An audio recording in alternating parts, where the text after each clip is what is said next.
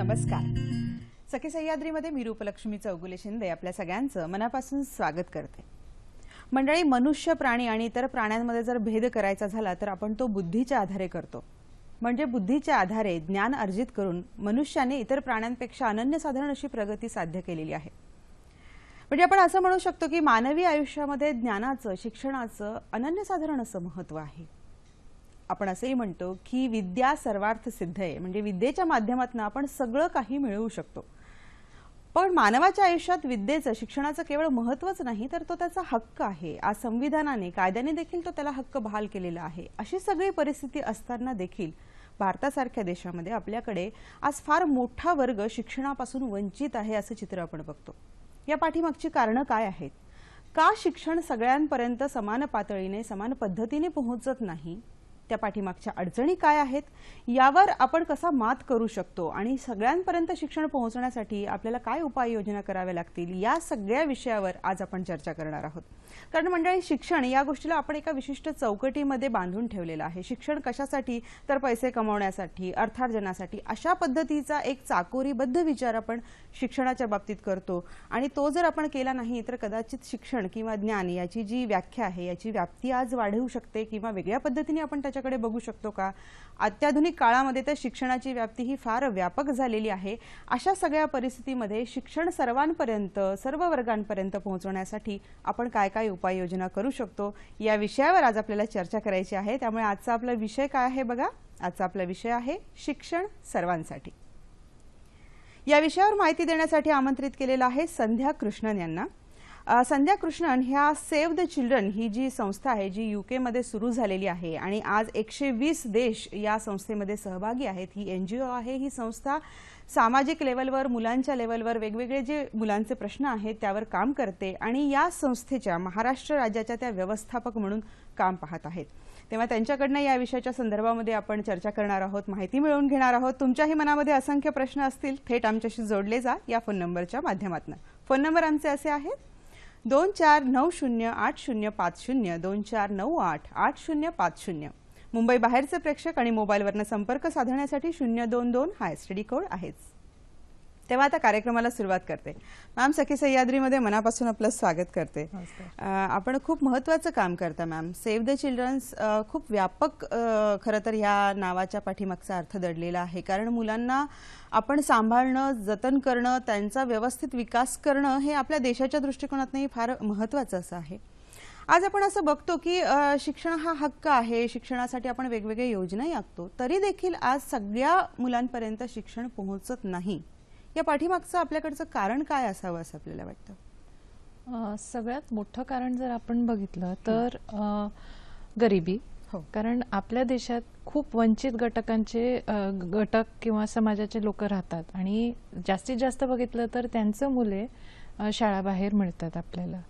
आणि त्यात जास्त बघितलं तर आणखीन एक कारण आहे की आपण सांगतो सर्वांना शिक्षण मिळण्याचा हक्क आहे, अधिकार आहे, युनिव्हर्सल एलिमेंटरी एज्युकेशनचं. पण प्रायव्हेट शाळा असतात, शासकीय शाळा असतात, इंटरनॅशनल स्कूल्स असतात. तर काय होऊन जातो की सगळ्यांना जो हक्क आधारित शिक्षण मिळण्याची गरज आहे त्यात पण आपण एक डिव्हिजन करतो ना, एक स्टेटस आणतो. म्हणून दोन कारणामुळे हे मुलं वंचित राहतात. खरं म्हणजे आपल्याकडे भारतामध्ये प्रामुख्याने आपण गरिबी, दारिद्र्य हा एक प्रमुख इश्यू आहे की ज्याच्यामुळे किंवा आर्थिक जे काही आपल्याकडे वेगवेगळे स्तर आहेत त्याच्यामुळे आणि वर्गवारीमुळे आपण सगळ्या मुलांना सारख्या पद्धतीचं शिक्षण देऊ शकत नाहीत. ही आपल्या भारतासारख्या देशाची आपण प्रमुख अडचण आहे असं म्हणता. मॅम, शासकीय स्तरावर खूप प्रयत्न केले जातात की सगळ्या मुलांपर्यंत शिक्षण पोहोचलं गेलं पाहिजे. मला वाटतं सर्व शिक्षा अभियानासारखे अभियान असतील किंवा राईट टू एज्युकेशन सारखा ऍक्ट असेल, याच्या माध्यमातून शिक्षणासाठी खूप काही काम करण्याची शासनाची धडपड असते.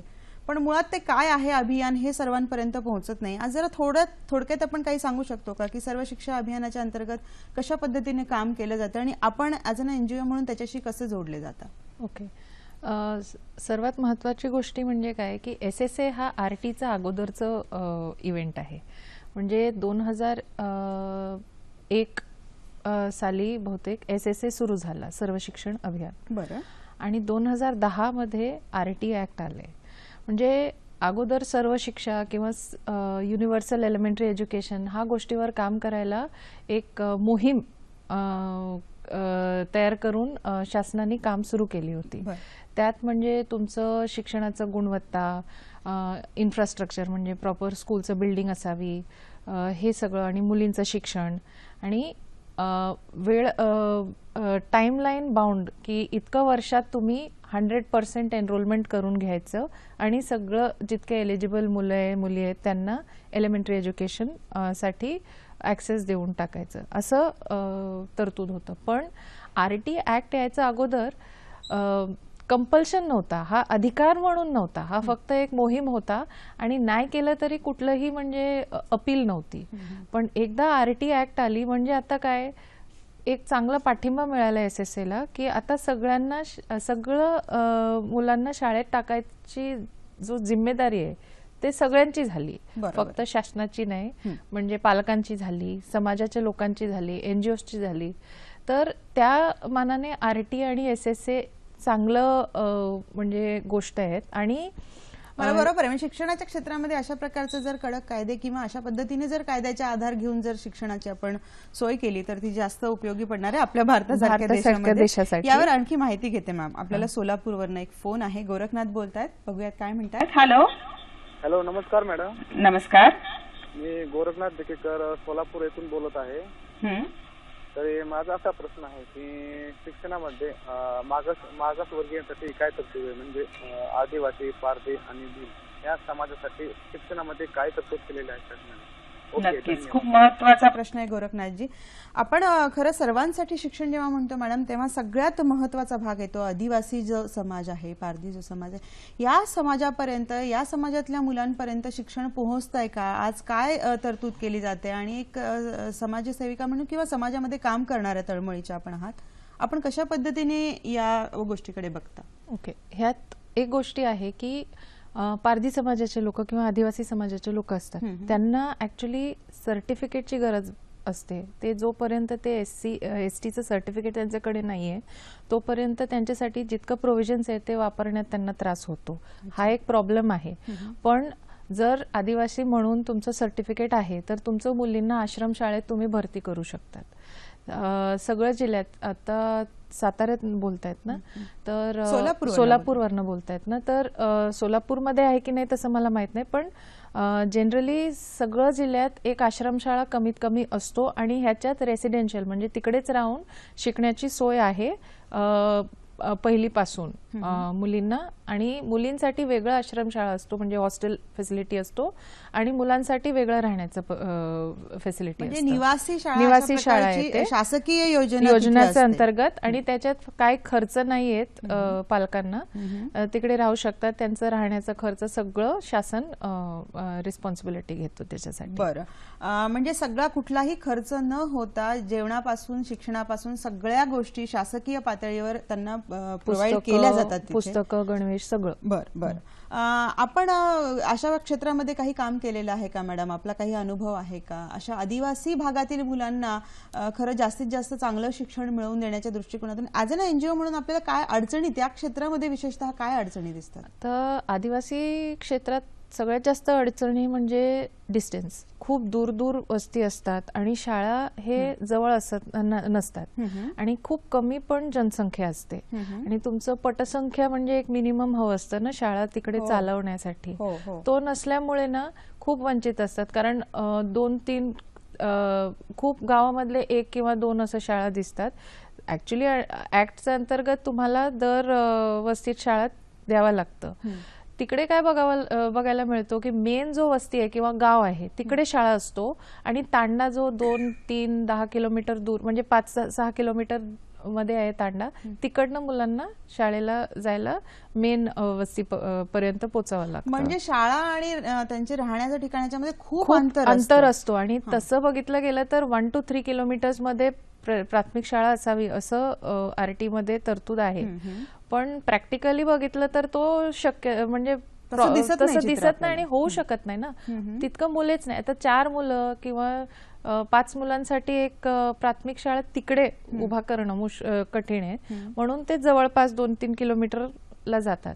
तरीही ऍक्ट SSA मध्ये आहे की ओपन स्कूलिंग किंवा ह्यांच्यासाठी म्हणूनच हे रेसिडेन्शियल स्कूलिंग ह्यासाठी प्रोव्हिजन आहे की इतकं म्हणजे शिक्षणासाठी मुलं दररोज 2-3 किलोमीटर वन वे म्हणजे 6 किलोमीटर होऊन जातो, तर चालत गेलं तर प्रॉब्लेम्स होतो, म्हणून त्यांना हॉस्टेलमध्ये ठेवून शिकण्यासाठी हे निवासी निवासी करण्यात व्यवस्था आलेली आहे. आश्रमशाळा हा असल्या मुलांसाठी आहे. बरं, पण एकूणच म्हणजे ह्या शासकीय योजना असतील, शासनातर्फे काही त्यांना प्रोव्हाइड केल्या असतील वेगवेगळे ज्या गोष्टी आहेत, पण एकूण आदिवासींची मानसिकता मुलांना शिक्षण देण्याची आहे का, त्यांचे ग्राउंड लेवलवर जाऊन तुम्हाला काय अडचणी दिसतात त्याच्यावर तुम्हाला बोलतं करते मॅडम. पण भारत वावळ आपल्याला डोंबिवलीवरनं बोलताय. Okay, hello. नमस्कार मॅडम. नमस्कार. शिक्षण सर्वांसाठी संकल्पना खूपच छान आहे, पण आजच्या परिस्थितीमध्ये तो गरीब असो गरीब श्रीमंत असो, सर्वांना जीवन जगण्यासाठी शिक्षण ही मूलभूत गरज आहे. असे असताना देखील ग्रामीण भागामध्ये शहरी भागापेक्षा शिक्षणाचं स्तर फार कमीच प्रमाणात आहे, त्यामुळे शिक्षण त्यांना घेणं अवघड जाते आणि त्यामुळे ग्रामीण भाग विकसित झालेला आहे, तो मागास राहिलेला आहे. तर अशा बाबतीमध्ये शासनाचे काही उपाय आहे का, शासनाचे काही कार्यक्रम आहेत का, ज्यावेळी ते पुढे येऊन शिक्षण घेऊन आपला जीवन चांगल्या प्रकारे जगू शकतील? धन्यवाद. नक्कीच भारतजी, खूप महत्वाचा प्रश्न आहे. आपण ग्रामीण आणि शहरी असा जर भेद केला मॅडम, तर भारतजींचं असं म्हणणं आहे की शहरी भागामध्ये तरी सोय आहे, पण ग्रामीण भागामध्ये शिक्षणाच्या बाबतीमध्ये फारच प्रॉब्लेम्स आहेत. जसं आपण आता उल्लेख केला की फार लांब शाळा असतात, मग त्याच्यामुळे काही उदासीनता किंवा आणखी बरेच प्रॉब्लेम्स असू शकतात.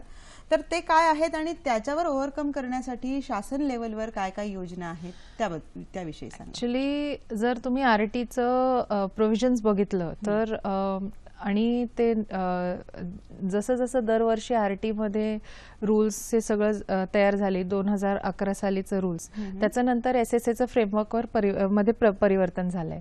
आता त्याच अनुसार जवळपास शाळा निर्माण करणं हा हे झालंय, म्हणजे कंपल्सरी झालंय, हा आहे प्रावधान. पण काय आहे, लोकांना ह्याची माहिती नाहीये आणि तिथले जे SMC मेंबर्स आहेत, आता काय दर गावी आपण शाळा नाही देऊ शकलं तर 2-3 गावाचं मध्ये आपण सुरू करू शकतो आणि त्याच्यासाठी आपल्याला अर्जी टाकावी लागेल तिकडे लोकल डिपार्टमेंटकडे आणि त्याची प्रोव्हिजन आहे.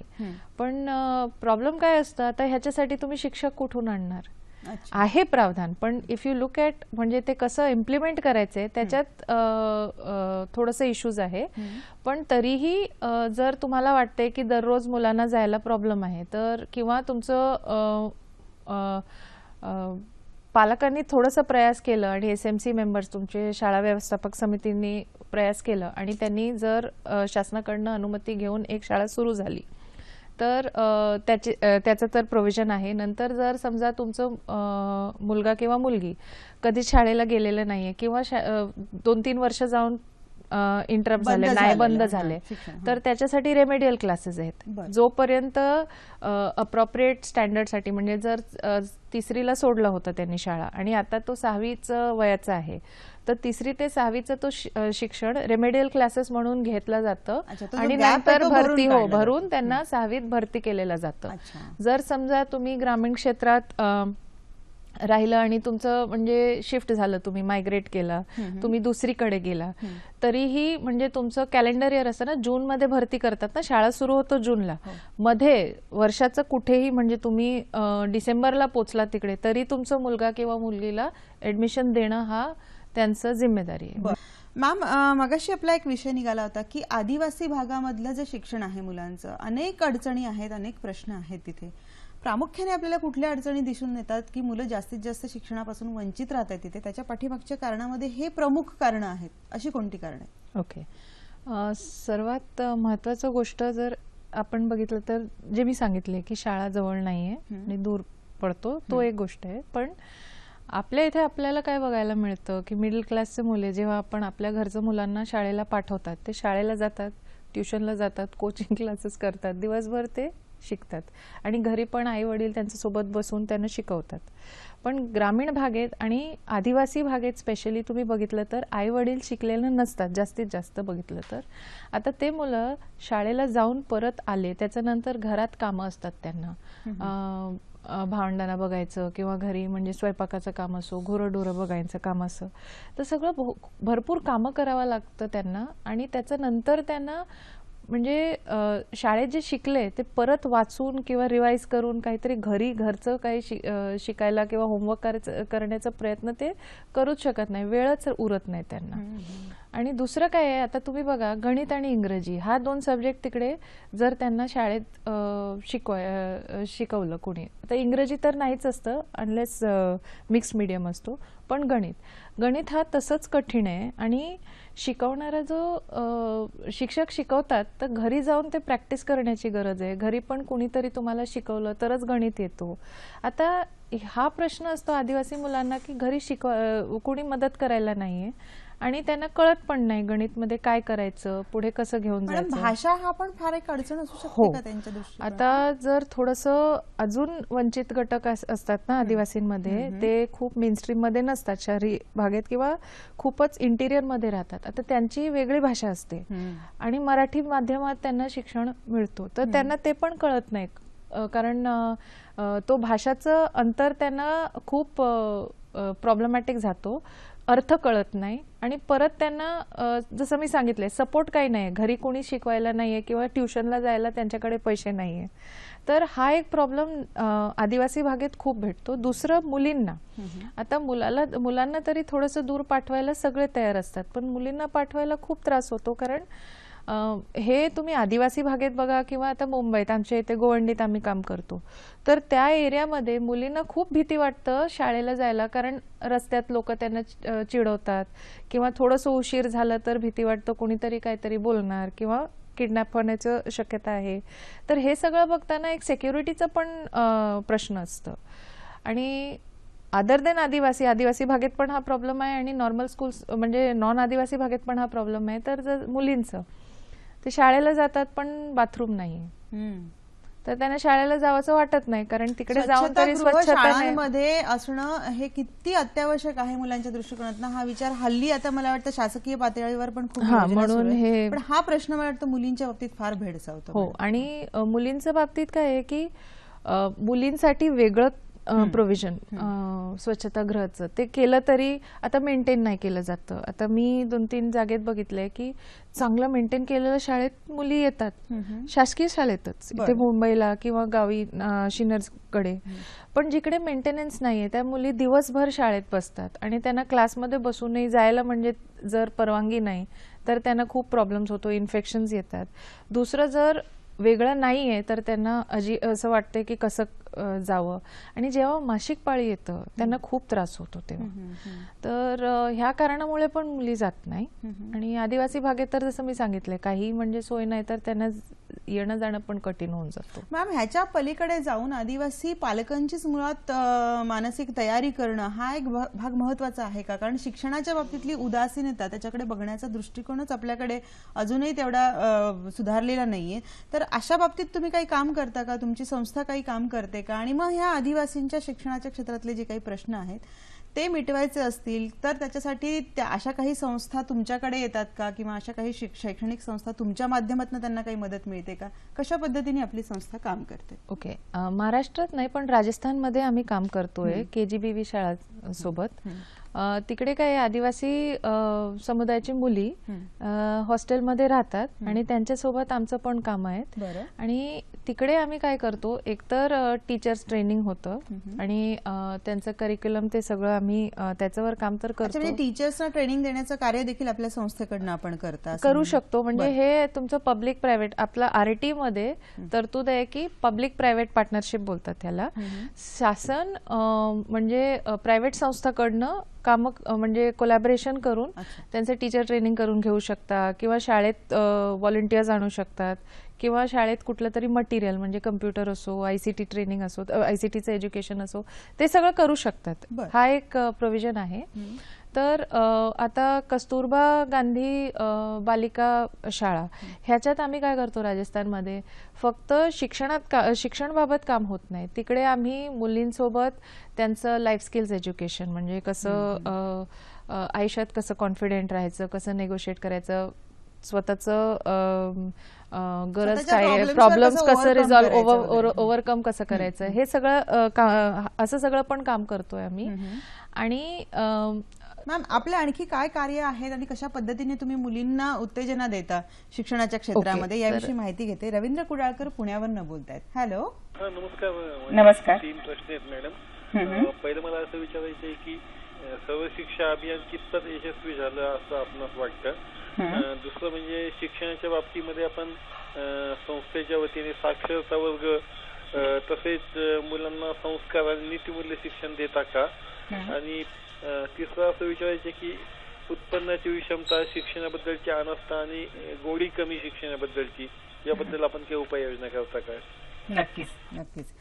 त्याच प्रश्नांवर आपण आता चर्चा करत होतो. रवींद्रजींनी अगदी योग्य प्रश्न विचारलेले आहेत. त्यांचे 3 प्रश्न आहेत आणि त्याच्यामध्ये जो शेवटचा त्यांनी प्रश्न विचारला त्याच्यावर आपण आता बोलत होतो की एकूणच आर्थिक विषमता आपल्याकडे जी आहे किंवा त्यांच्यामध्ये ती शिक्षण घेण्याची अर्ज जी आपण म्हणतो त्याचं महत्त्व जाणून घेणं, या सगळ्या गोष्टी ज्या आहेत ह्याच्यावर ओव्हरकम करण्यासाठी आपण काय काय करता. एक एक्झाम्पल देते मी. मध्य प्रदेशमध्ये एकदा मी काम करताना आदिवासी क्षेत्रात तिकडे आम्ही बोलत होतो तिकडचे सरपंचला की तुम्ही तुमचं मुलीला आणि मुलांना शाळेत का नाही पाठवत. तर त्यांचं म्हणणं होतं की तो एकदा शिकला तर तो जंगलात काम करायला किंवा शेतात काम करण्याचं कॅलिबर राहत नाही, म्हणजे तो आमचं काम करणार नाही आणि तो ऑफिसमध्ये बसून नोकरी करायला पण त्याची कॅपॅसिटी नसते. पण तेव्हा म्हणजे आता काय होतं, आपलं मिडल क्लास असो किंवा आपलं ग्रामीण एरियाचे लोक असतात, शिक्षण म्हणजे हा नोकरी, म्हणजे त्याचा फायदा काय आहे की एक कमवायला किंवा पुढे आपल्या आयुष्यात नोकरी मिळेल, चांगलं आपलं इकॉनॉमिक म्हणजे आर्थिक स्टेटस सुधरेल असं लोकांना वाटतं. पण शिक्षण हा ॲटलिस्ट 10वी पर्यंत शिकणं हा तुमचं आयुष्य बरं करण्यासाठी पण गरज आहे ह्याची. एक चांगला नागरिक म्हणून पण तो आवश्यक आहे. तर तो असं आम्ही त्यांना समजावून जेव्हा सांगतो पालकांना त्यांना पटतं. आणि आमचं पद्धत काय असतं, जसं आमच्या इथे आम्ही मुलांसोबत काम करतो. काय आहे आपल्या देशात आपण शाळा ह्या मुलांसाठी तयार करतो, पण त्याचं कुठलाही निर्णय असो किंवा कुठलंही व्यवस्थापन असो शाळेत त्यात मुलांचा काही सहभाग जास्त आपण घेत नाही आणि तो खूप महत्वाची गोष्ट आहे. तर आम्ही कसं करतो, मुलांनाच हा रिस्पॉन्सिबिलिटी देतो की किती मुलं तुमच्या गावी शाळेच्या बाहेर आहेत, तुम्ही शोधा, त्यांचेच मित्रमैत्रिणी असतील आणि त्यांच्या पालकांसोबत जाऊन बोलण्याचं काम ह्यांचं. ते अगोदर त्या मुला किंवा मुलगीशी बोलतात, तुला शिकायचंय का. काय काय मुलांना यायचंच नाही, ते वेगळं आहे, ज्यांना इंटरेस्ट आहे. तर त्यांच्या पालकांसोबत हे लोक बोलतात आणि घरी तो मुलगा किंवा तो मुलगी पण सतत पालकांसोबत बोलत बसतो की मला शाळेला जायचंय, मला सोडा, शाळेला पाठवा मला. आणि नंतर काय आहे, शाळेतनं गुरुजींना घेऊन जातात हे घरी आणि पालकांशी भेटायला लावतात आणि ते कन्व्हिन्स करता करता पालकांना पटतं की नाही आम्हाला त्यांना शाळेत पाठवणं चांगलं गोष्ट आहे, ते पाठवतात.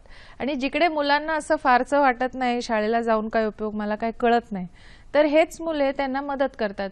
तू ये, तुला काय कळलं नाही तर मी मदत करतो. तर कधी कधी काय होतं, टीचर ओरडतात, टीचर आम्हाला म्हणजे असं वाईट बोलतात आमच्याशी, किंवा मला गणित येत नाही आणि मला कळत नाही म्हणून मला यायचं नाही. तर हे मुलं सोबत घेतात त्याला आणि सांगतात की ठीक आहे मी हेल्प करतो तुला क्लासमध्ये, करते तुला क्लासमध्ये, तू ये.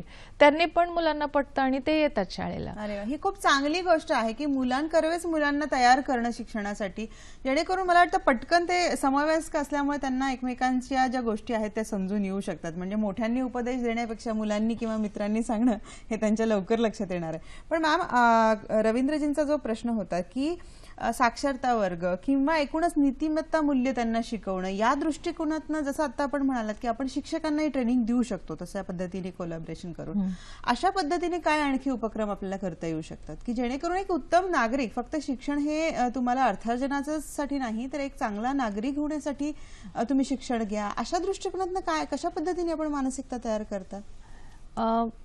ऍक्च्युली तुम्ही ऍक्टला बघितलं, RT म्हणजे त्याच्यातच हे लिहिलंय की युनिव्हर्सल एलिमेंटरी एज्युकेशन म्हणजे शिक्षण हा सर्वांसाठी आहे, तर त्याची रिस्पॉन्सिबिलिटी पण सर्वांची आहे. तिकडनं सुरू होतो तुमचं एथिकल एज्युकेशन किंवा मॉरल एज्युकेशन किंवा सिटिझनशिप, नागरिकता. आता काय होतं, नागरिक म्हणजे काय, शाळेत शिकवलं नागरिक, चांगलं नागरिक कसं व्हावं तो एक कॅटेगरी असतो. पण तुमच्या गावी कुठलाही मुलगा किंवा मुलगी शाळाबाहेर नसावं ह्याच्यासाठी तुम्ही तयारी करता आणि त्याच्यासाठी तुम्ही काम करता, म्हणजे तो पण एक प्रकारचे इनपुट आहे ना मुलांना. तुम्ही मुलांसोबत काम करता, मुलांचा गट करतात, त्यांना शिक्षणाबद्दल सांगतात, त्यांच्या हक्काबद्दल सांगतात.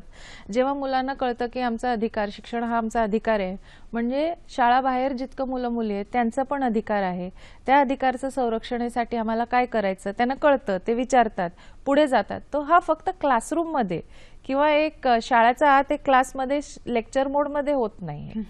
तुम्ही म्हणजे मुलांसोबत बालक गट करून त्यांना कामं द्या, ते जाऊन मुलांना परत घेऊन येतील. गाव पातळीवर तुमचं पंचायतमध्ये तुम्ही बसा, विचारा ना त्यांना तुमचं उत्तम पंचायत म्हणजे काय, चांगलं बिल्डिंग आहे, पाणी आहे, ते सगळं ठीक आहे, पण शाळाबाहेरच मुलांची संख्या जास्त आहे. तर काय, तर द होल पॉइंट इज की सिटिझनशिप म्हणजे ह्या वेगवेगळ्या लेवलवर काम करण्याची गरज आहे आणि आम्ही तसंच काम करतो. आणि हा RT ऍक्टमध्ये पण ह्याची प्रोव्हिजन आहे.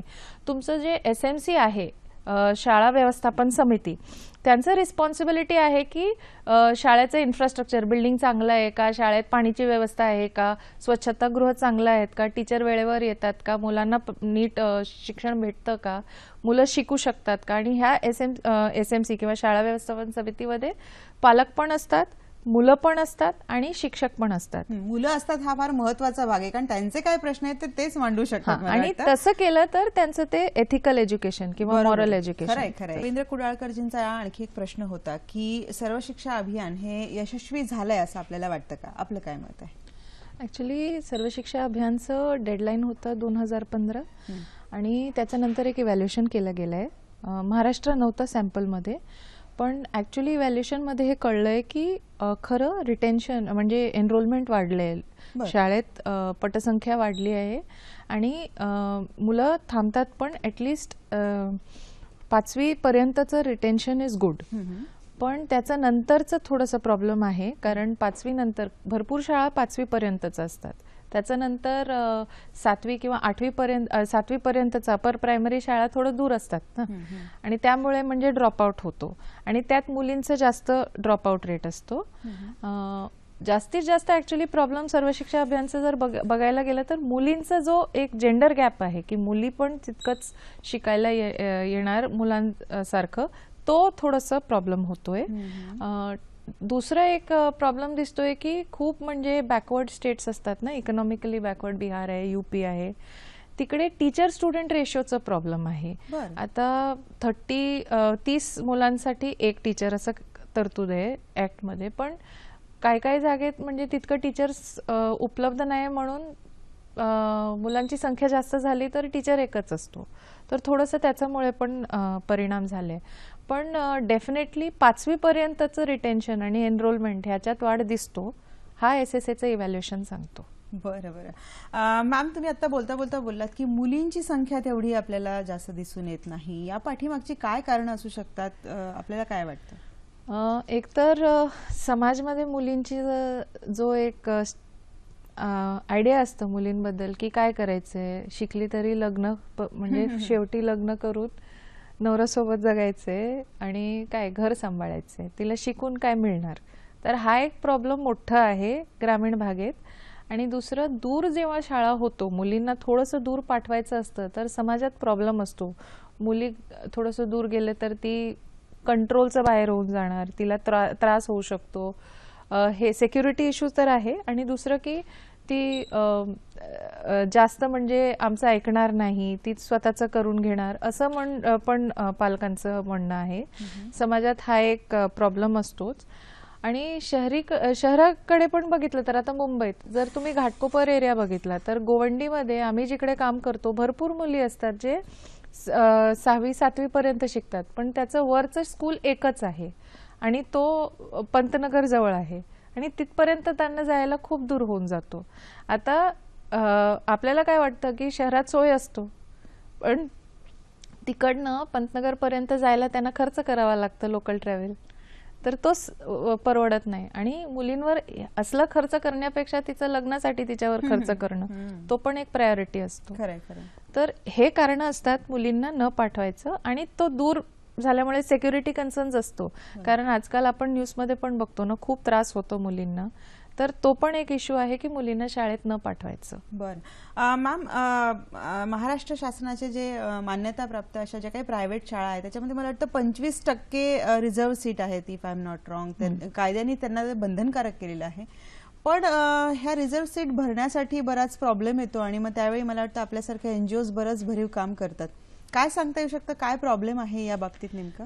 ऍक्च्युली काय आहे की 25% आरक्षण ह्याचं तरतूद आहे आरटी मध्ये आणि वंचित घटक. बरं, पण तो वंचित घटक ह्याचं डेफिनेशन काय आहे, कुणाला तुम्ही वंचित ठरवणार आणि त्या एरियामधला जवळपासच्या लोकांना तुम्ही देणार की तो पूर्ण ब्लॉक मधला वंचित घेणार किंवा दुरून आला तरी घेणार, हे सगळं थोडंसं कन्फ्युजन आहे. एकतर प्रोव्हिजन मध्ये क्लॅरिटी नाही आहे की कुणाला तुम्ही घेऊ शकता. आता समजा की अंडर आरटी जवळच्या शाळेत तुम्ही मुलाला तुम्हाला मुलाला पाठवायचं आहे अधिकारचं अंतर्गत, तर जवळपासचे जितकं वंचित लोक आहेत, आता वंचित म्हणजे काय, त्यांचं इन्कमवर बीपीएलचं आधारावर तुम्ही घेणार की त्यांचं कास्ट किंवा कास्टच्या आधारावर घेणार किंवा मायनॉरिटी असल्यावर घेणार, हे सगळं क्लॅरिटी नसल्यामुळे एक तो त्यांना जागा भेटतं प्रायव्हेट शाळांना की आम्ही देऊ शकत नाही ते सांगायला. दुसरं ऍक्च्युली ह्याच्यासाठी मॉनिटरिंगसाठी चांगलं ह्याच्यावर काय होतोय काय नाही होत हे बघण्यासाठी थोडंसं प्रावधान आपल्याला बघावं लागेल की कसं शासनासोबत काम करू आपण. आणि ह्याच्यात काय आहे, जास्तीत जास्त कम्युनिटी पालक आहेत आणि जे एनजीओज आहेत त्यांचं रोल आहे आणि शासनासोबत मिळून काम करण्याची गरज आहे. तर ह्याच्यासाठी थोडंसं अजून काम करण्याची गरज आहे. शासन, पालक किंवा संस्था ज्या असतील, शैक्षणिक संस्था, याच्यामधला दुवा म्हणून तुम्ही नेमकी तुमची संस्था किंवा तुमच्यासारख्या ज्या संस्था आहेत ते कशा पद्धतीने काम करतात, किंवा एखाद्या पालकांना जर याविषयी कुठे तक्रार नोंदवायची असेल त्यासाठी आपल्यासारख्या संस्था कशा पद्धतीने हेल्प करतात त्यांना? बेसिकली त्या सगळं क्रायटेरिया आहे, वंचित आहे तो त्या मुलाला किंवा मुलीला, तो एरियाचा मुलगा आहे किंवा मुलगी आहे, तर हक्कच आहे त्या शाळेत त्यांना ऍडमिशन देण्याची गरजच आहे. तर एरिया ऑफिसर असतात एज्युकेशनचे, त्यांच्यासोबत जाऊन बोलून त्यांना सांगावं लागतं की ह्यांना ऍडमिशन भेटत नाही ह्या शाळेत आणि प्रॉब्लेम होतो, तर ते एन्क्वायरी करतील आणि का असं ऍडमिशन भेटत नाही. तर कंप्लेंट पण पालकांकडनं आमच्याकडे यावं लागतं आणि आम्ही ते त्यांना मदत करू की घेऊन जाऊ एरिया ऑफिसरकडे. कधी कधी आम्ही जाऊन स्वतः त्या टीचरांना भेटतो, तर ती कामं होऊन जातात त्यांनी. पण तुमच्यापर्यंत पोहोचणं हे गरजेचं आहे. जर तुमच्यापर्यंत तशा पद्धतीने कोणी पालक किंवा गरजू व्यक्ती आला तर तुम्ही तशा पद्धतीने मध्यस्थ करून तो प्रश्न मार्गी लावू शकता. मॅडम, दिव्यांग मुलांच्यासाठी देखील त्यांच्यापर्यंत शिक्षण पोहोचणं, आपण जेव्हा शिक्षण सर्वांसाठी असं म्हणतो तेव्हा दिव्यांगांपर्यंत शिक्षण पोहोचणं हे अत्यंत महत्वाचं आहे, कारण तोही घटक अत्यंत महत्वाचा आहे समाजामधला. तर अशा वेळी काय तरतूद आहेत, अशा विद्यार्थ्यांना सगळ्यांच्या सोबत समाविष्ट केल्या गेलेलं आहे, त्या संदर्भामध्ये आपल्याला चित्र काय दिसतं? ऍक्च्युली हा थोडंसं प्रॉब्लेमॅटिक एरिया राहिला, कारण शहरी भागात पण इतकं शाळा नाहीये जिकडे आपण ह्यांना शिक्षण देऊ शकतो. आता काय आहे की शारीरिक रूपाने दिव्यांग असणाऱ्या लोकांना, समजा पोलिओ आहे किंवा डोळ्याने दिसत नाही, त्यांच्यासाठी तरी म्हणजे काय आहे, नॉर्मल एज्युकेशन मध्ये होऊन जातो. आणि जे व्हिज्युअली इम्पेअर्ड बोलतात आपण, त्यांच्यासाठी ब्रेल खूप डेव्हलप्ड आहे, तर काय काय सोय आहेत. आणि जास्तीत जास्त तुम्ही रेसिडेन्शियल स्कूल यांच्यासाठी हॉस्टेल्स आहेत ते शिकतात. प्रायव्हेट जास्त आहे, शासकीय थोडंसं कमी आहे. पण जसं तुम्ही मानसिक लेवलवर बघितलं तर जसं थोडंसं त्यांचं लर्निंग लेवल्स आणि लर्निंगसाठी त्यांना वेगळं पद्धतीने शिकावं लागतं. त्यांचं खरं तर म्हणजे बाकी मुलांसारखं ते शिकू शकत नाही, त्याच्यासाठी प्रोव्हिजन खूप कमी आहे आणि त्याच्यासाठी क्वालिफाईड टीचर्स पण कमी असतात आणि ते पण जास्तीत जास्त तुम्हाला शहरी भागात भेटतात. तर हा थोडं नाही भरपूर प्रॉब्लेम आहे ह्या विषयावर आणि ह्याच्यासाठी खूप काम करण्याची गरज आहे. फिक्स झालेली आहे का कोणाला दिव्यांग म्हणायचं, किती टक्केपर्यंत दिव्यांगत्व असेल, सगळं आहे ते सगळ्या पण मला वाटतं टेक्निकल गोष्टी त्याच्यामध्ये आहेत. आणि जसं तुम्ही शिक्षकांच्या संदर्भात बोललात की शिक्षक ट्रेंड आहेत का, तर खरोखरच अशा काही मुलांना ट्रेंड शिक्षकांचीच गरज असते का? कारण आता जो म्हणताय प्रोव्हिजन केलंय की सर्वसामान्य मुलांमध्ये ही मुलं शिकू शकतात, तर तिथे खरंच शिक्षकांना काही अशा विशिष्ट मुलांना शिकवण्यासाठी प्रॉब्लेम येतो का मॅम? हो, जसं मेनस्ट्रीम करतात ह्यांना सुरुवातीपासून नॉर्मल शाळेत आपण टाकू शकत नाही. सुरुवातीला ह्यांना थोडंफार म्हणजे शिक्षण एक 3री-4थी पर्यंत त्यांना वेगळ्या प्रकाराचं इनपुटची गरज असते आणि त्याच्यानंतर ते मेनस्ट्रीम होऊन जातात. जसं आता व्हिज्युअली इम्पेअर्ड आहेत, त्यांना ब्रेल शिकवायचे आहे, तर ब्रेल त्यांना म्हणजे लिहिता वाचता यायला म्हणजे आपल्यासारखं ते लिहू शकत नाही, पण ब्रेल हा पद्धतीने ब्रेल शिकायचं त्यांना आणि ब्रेल हा इंग्रजीमध्ये असतो, त्यांचं स्वतःच्या भाषेमध्ये असतो, तर त्याची इनपुट त्यांना द्यावं लागतं. तर त्याच्या मदतीने ते एक लेवलपर्यंत येतात आणि नंतर मेनस्ट्रीम स्कूलमध्ये त्यांना आपण भरती करू शकतो. पण जर तुम्ही आणि जसं समजा पोलिओ किंवा ते फिजिकली इम्पेअर्ड असल्यामुळे चालणं किंवा त्याच्यामुळे त्या कॅटेगरीमध्ये येतात, तर त्यांना तर नॉर्मल स्कूलमध्ये तुम्ही टाकलं तरी चालेल, त्यांना बाकीचं काही प्रॉब्लेम नाही. पण ज्यांना लर्निंग डिसेबिलिटीज असतो किंवा बाकीचं प्रॉब्लेम आहे, तर त्यांच्यासाठी ॲक्च्युली क्वालिफिकेशन पण वेगळं लागतं. कारण त्यांना त्यांचं अंडरस्टँडिंग, लर्निंग, त्यांना मेथडॉलॉजी काय वापरायची ते सगळं वेगळं असतं. तर त्याच्यासाठी शासनात फार जास्त म्हणजे कॅपॅसिटी आता पण सध्या मला वाटतं नाहीये. आपल्यासारख्या संस्था अशा मुलांना, अशा Usually पालकांना हो. मदत करू शकतात. नक्कीच ते उपयोगी पडू शकतं. मॅम, आपण बोलतोय की शिक्षण पासून वंचित असणारे हे घटक आहेत, ते घटक आहेत, पण खरोखर समाजामध्ये विदारक चित्र जे दिसतं ना, ते आपल्याला रस्त्यावर बघायला मिळतं, जेव्हा लहान लहान मुलं शिक्षणापासून वंचित राहतात आणि अक्षरशः आपल्याला भीक मागताना दिसतात. या मुलांच्या बाबतीत ॲज अन NGO म्हणून तुम्ही कशा पद्धतीने काम करता? अशा मुलांना त्या सगळ्यातनं बाहेर आणून शिक्षणापर्यंत नेण्यासाठी काय अशा संस्था, सामाजिक संस्था काम करू शकतात?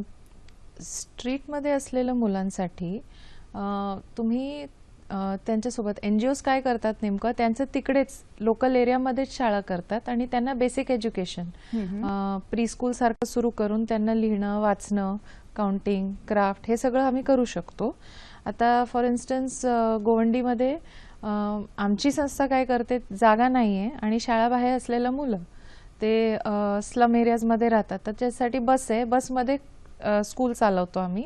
आणि त्याच्यानंतर थोडं लेवल त्यांचं असं झालं की शाळेत ते जाऊ शकतात, तर त्यांना शाळेत आम्ही ॲडमिशन देऊन टाकतो.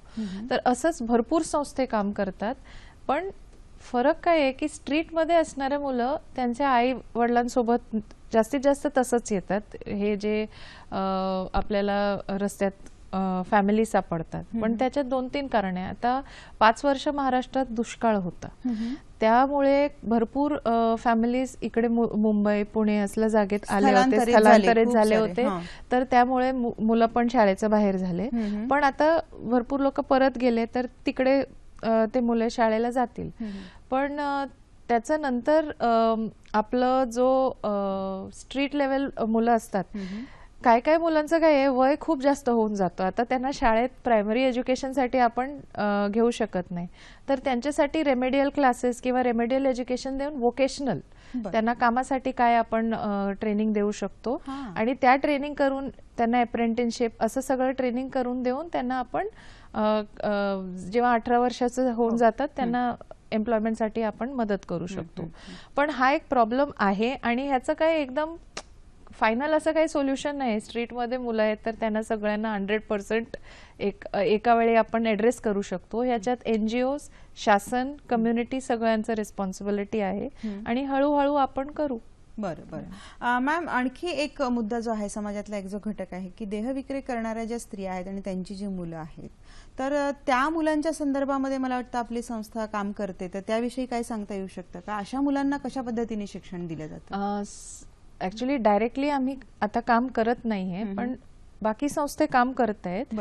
तर तिकडे काय होतं की एकतर त्या आयडेंटिफाय करणं काय आहे, असलं वंचित घटक हा ऍक्च्युली विजिबल नसतो, तो सगळ्यात मोठं मार्जिनलायझेशन आहे. तर एकतर किती मुलं किंवा मुली असे असतात आणि त्यांना शाळेत भरती करण्यात काय काय अडथळे येतात, जसं वडिलांचं नाव नाही, सर्टिफिकेट नाही, हे सगळं पेपर डॉक्युमेंटेशन सगळं करून त्यांना शाळेत ॲडमिशन देणं, त्यांना ट्युशन किंवा रेमेडियल क्लासेससाठी NGOs मदत करतात. त्यांना शिकायचं असलं तर त्यांचं ते लेवल करून ते शाळेत त्यांना टाकतात आणि तसंच परत त्यांना पण तसंच त्या कामात जायचं नसेल तर त्यांना व्होकेशनल ट्रेनिंग इव्हेंच्युअली, की ते मुलं किंवा मुली त्याच्या बाहेर पडून दुसरं काहीतरी कामं करू शकतात, तसल्यासाठी ट्रेनिंग असं संस्थे कामं करतात. सगळ्यात महत्वाचा मुद्दा, आपण ही सगळी चर्चा केली ना मॅडम, महत्वाचा मुद्दा काय येतो की जे काही वंचित घटक आहेत, जे शिक्षणापर्यंत जाऊ शकत नाहीत किंवा ज्या काही मर्यादा आहेत, अडचणी आहेत, या सगळ्यांवर मात करायचं असेल तर त्यांना गुणवत्तापूर्ण शिक्षण देणं, त्यांना त्यांच्या पायावर उभं राहता येईल. जेव्हा आपण असं म्हणतो की भारतासारख्या देशामध्ये आर्थिक स्थिती हा सगळ्यात मोठा घटक आहे की ज्यामुळे मुलं शिक्षणापासून वंचित राहतात जास्तीत जास्त, तर त्यासाठी गुणवत्तापूर्ण शिक्षण त्यांना जास्तीत जास्त देण्यासाठी आपण काय योजना करू शकतो भावी काळामध्ये असं आपल्याला वाटतं? आपण काम करता, काही एखादा अनुभव आमच्याशी शेअर करता येईल का त्या अनुषंगाने? ओके, हा थोडंसं ब्रॉड आहे. काय असतं आपल्या भारतात ना, वेगवेगळे बोर्ड्स असतात, स्टेट बोर्ड, ICSE, CBSE आणि आता आजकाल ते इंटरनॅशनल स्कूल, सगळं असं झालंय. कायद्यानुसार शिक्षण हा एक राईट आहे, तो तुमचा हक्क आहे. हक्क आहे, अधिकार आहे, म्हणजे त्याच्यात इतकं वेगवेगळ्या प्रकारचं शिक्षण कसं, तर युनिव्हर्सली एकच स्टँडर्ड, एकच स्तराचं शिक्षण, तो गरीब असो, तो श्रीमंत असो, तो मध्यमवर्गीय असो, त्यांना भेटावं. हा तरतूद आपल्याला करावा लागेल आणि हा ऍक्च्युली आपला उद्देश गरजेचं आहे हे ह्याच्यावर काम करणं. कारण तुम्ही आता एक बघताय तुम्ही की 2010 साली RTI ऍक्ट आला, पण प्रायव्हेट स्कूल्सचं वाढ किती झाली आहे, संख्या किती वाढली आहे तुम्ही बघा. इंटरनॅशनल स्कूल्स, मी जेव्हा इकडे राहत होते मुंबईत इतकं इंटरनॅशनल स्कूल्स नव्हतं, पण आज मी भरपूर बघते. तर हा एक प्रॉब्लेम आहे की गुणवत्तापूर्ण एज्युकेशनमध्ये एक आहे की same level education for all also. एकदा आपण ते एन्श्योर केलं ना की श्रीमंत गरीब सगळं एका लेवलच्या शाळेत जातात, तेव्हा खूप चांगलं क्वालिटीचं एज्युकेशन त्यांना भेटू शकतो. दुसरं, शिक्षकांचं कॅपॅसिटी बिल्डिंग आणि त्यांचं आता काय काय जागेत आपल्याला दिसतं की शिक्षक येत नाही, कामं करत नाही, पण काय काय वेळी मी बघितले आहे की खूप चांगलं कामं करतात, कितीही लोड असलं तरी कमिटेड असतात. तर त्यांच्यासाठी काहीतरी एक रिवॉर्ड, चांगलं काम करणाऱ्या शिक्षकांसाठी काहीतरी एक प्रोत्साहन म्हणून काही करणं, तर त्यामुळे ते पण परत परत ते मुलांसाठी जास्त करण्याचा प्रयास करतील. तर हे सगळं विषय आहे, टीचरचं कॅपॅसिटी बिल्डिंग आणि स्टुडंट्सचं डिमांड, म्हणजे पालक आणि कम्युनिटी हे इन्व्हॉल्व्ह झाले तर क्वालिटी एज्युकेशन मध्ये फरक नक्कीच पडू शकतो. आणि या सगळ्यासाठी जनजागृती असणं अत्यंत महत्वाचं आहे या सगळ्या विषयाच्या बाबतीत. आणि मॅडम, आमच्या सखी सह्याद्रीच्या मंचाचा नेहमी हा उद्देश असतो की वेगवेगळ्या विषयांच्या संदर्भामध्ये जनजागृती घडवून आणणं. मंडळी, असेच कार्यक्रम आम्ही आपल्यापर्यंत घेऊन येत असतो, पण आपल्या प्रतिक्रियांची देखील आम्ही वाट बघत असतो. आपल्या प्रतिक्रिया आमच्यापर्यंत जरूर पोहोचवा. त्यासाठी लागणारा जो पत्ता आहे, जो फेसबुक पेज आहे, ते मी तुम्हाला आता सांगते. www.facebook/sakhisayadri.dd आणि sakhisayadri@gmail.com यावर आपल्या प्रतिक्रिया आम्हाला अवश्य कळवा. आज आपण आलात मॅडम आणि आम्हाला खूप महत्त्वाची मौल्यवान माहिती दिली, त्याबद्दल सखी सह्याद्रीच्या वतीने मी मनापासून आपले आभार मानते. धन्यवाद. धन्यवाद मंडळी, भेटूयात पुढच्या कार्यक्रमामध्ये असाच नवीन विषयांसह.